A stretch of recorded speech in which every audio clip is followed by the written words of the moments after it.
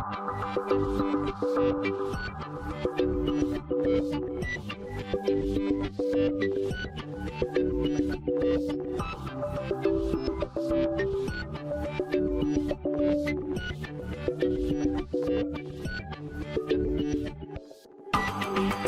Dr. Fakir Robari, and this is Pharmacokinetics and Pharmacodynamics of Aminoglycosides in adults. Our first learning objective is, given a patient with stable renal function, calculate estimated creatinine clearance using the Cockcroft-Gault equation. Because aminoglycosides are almost exclusively cleared renally, it is important to be able to assess renal function. Let's take a look at what happens in the nephron. Generally speaking, there are three things that happen: filtration, secretion, and reabsorption. Glomerular filtration is a passive process that occurs in the Bowman's capsule. During this process, water and small ions and molecules, including drugs, diffuse passively into the lumen. Secretion is an active process that occurs mostly in the proximal tubule. There are many transporters involved that secrete substances into the tubule.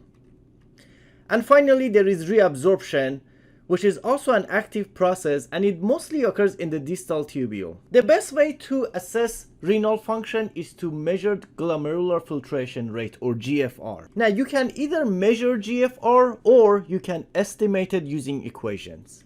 Measured GFR is the best index of renal function. And when measuring GFR, we want to use a substance that is filtered only and is not secreted and it's not reabsorbed, because we are only measuring the filtration process. Inulin is a substance that's clinically available and is used primarily by nephrologists, but it's not routinely used in clinical practice because it's expensive and it's not readily available outside of nephrology. Therefore, oftentimes we have to estimate GFR, and there are equations that we can use, including MDRD and CKD-EPI.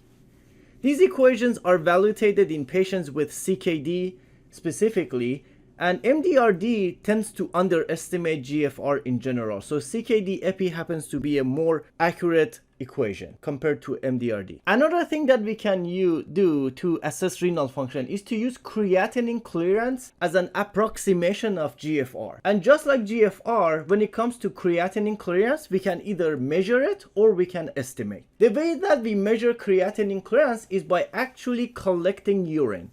Typically, the best way to do it is to collect urine for a 24-hour period and then get a urine creatinine level as well as a serum creatinine level, and use this equation to get the actual creatinine clearance.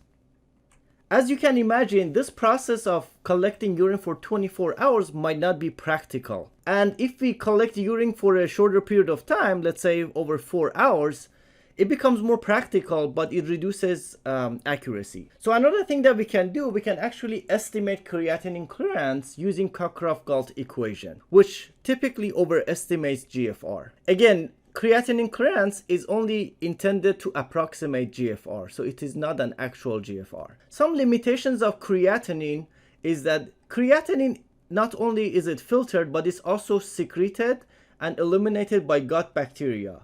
It depends on muscle mass, nutrition, age, and drug interactions, and it typically lags in the setting of acute renal change. So creatinine clearance can only be used in stable renal function. Here's how this equation was developed. In the 1970s, two colleagues, Cockcroft and Gault, did a study at the VA which included 96% male patients, and they did 24-hour urine collection, and from their data they derived an equation. And because most of their patients were male, they did a correction for deriving an equation in females. Again, avoid use of this equation in patients with unstable renal function. For example, if the patient has AKI, this equation is not valid, because in this study that they derived this equation, everybody had stable renal function. Although in the original equation they used the total body weight, it's been suggested that total body weight may not be the best estimation for every patient. So typically, we actually calculate ideal body weight, which are these equations. When it comes to patients who actually are less than 60 inches tall, it's suggested to use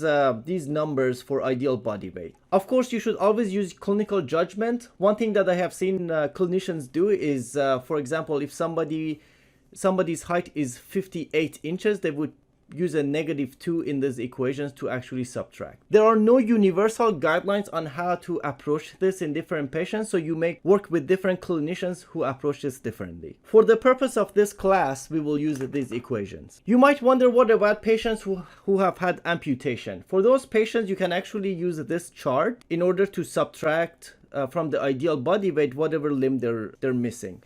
For example, if somebody had below the knee amputation, you can actually subtract 6% of the ideal body weight that you calculate. These numbers are just for your reference, so you do not need to memorize these percentages for patients with amputation. For patients who are obese, and obese is defined as a BMI of greater than 30, or a total body weight that is about 20 to 30% over, or I should say at least 20 to 30% over ideal body weight. And the reason there is a range here is because different studies have used different cutoffs. So some studies have used 20 as the cutoff, and some studies have used 30. Again, there is no universal guideline on how to do this, but these are the ranges that are typically used in clinical practice. For the purpose of this class, we will not have a case that's in the middle of this, so you will either have a patient whose total body weight is more than 30% or less than 20%. And then for the actual equation to calculate adjusted body weight, there are different factors described in the literature. Again, for the purpose of this class, we're going to use the 40%. So we're going to use this equation in this class to calculate adjusted body weight.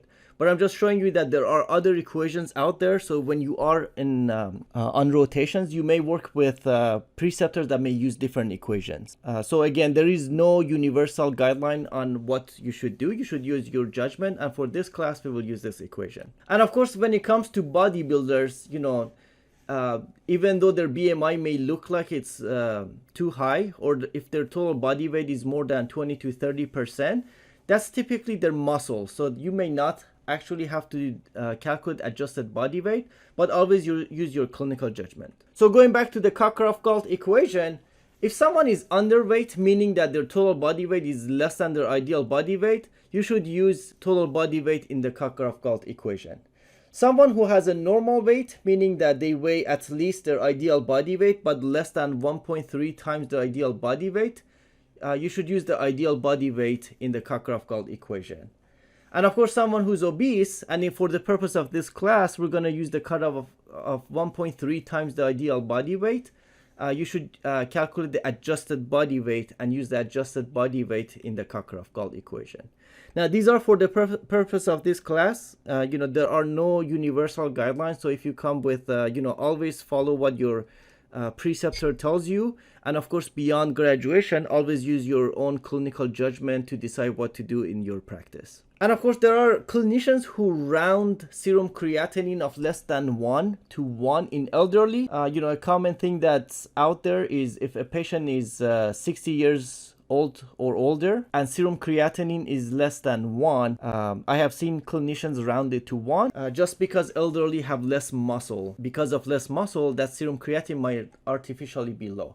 Now, in the literature, this is generally not recommended because you tend to underestimate creatinine clearance. So it is not recommended to round serum creatinine in elderly. Now, there are situations that you may need to round. So, and in the literature, it's recommended to round to 0.8. So if serum creatinine is less than 0.8, rounded to 0.8.